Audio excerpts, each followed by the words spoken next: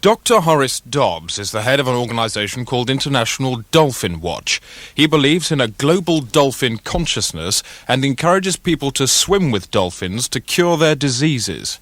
Earlier this week, he agreed to go into the BBC studios in Humberside to be interviewed by On The Hour. Dr. Dobbs, welcome. Hello. Now, let's establish first of all, what's the difference between a dolphin and, say, a crab? A crab? Well, of course, a crab has cold blood. A dolphin has the same temperature roughly as human beings, and of course a dolphin suckles its young, whereas crabs, of course, lay eggs. Like a chicken? Yes. So how did your head first get into the dolphin's realm? Well, I used to do medical research in the brain and the central nervous system, and I was interested in psychotropic drugs. What was the effect of these drugs you mentioned?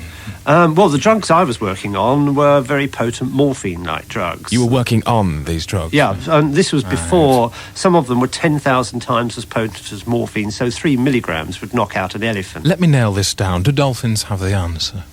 Oh, yes. I think that, I mean, there's no quid pro quo in the dolphins' world. No money at all? Well, no, but I mean, the point is that they don't see... they do things unconditionally. They don't expect anything in return.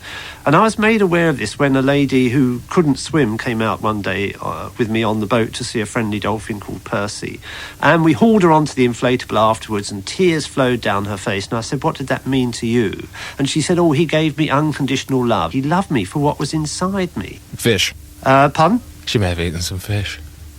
So this means that inside our head we've got pictures and actually have got this sort of global dolphin consciousness which super sensitive people can actually make contact with. But you have to be in a kind of mystical frame of mind. Off your face. And if you can tune in to the dolphin's psyche, as it were, then you start to dance to a merry song. And what would be the dolphin's favourite record?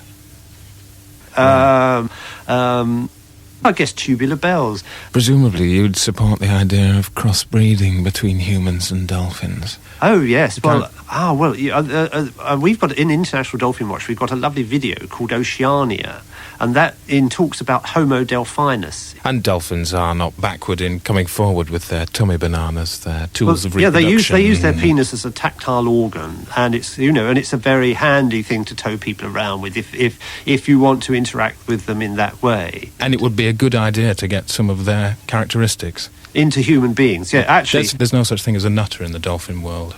There appears not to be. On the Hour. Hard-edged fact while caring for the softer animal. Back now to our main news item.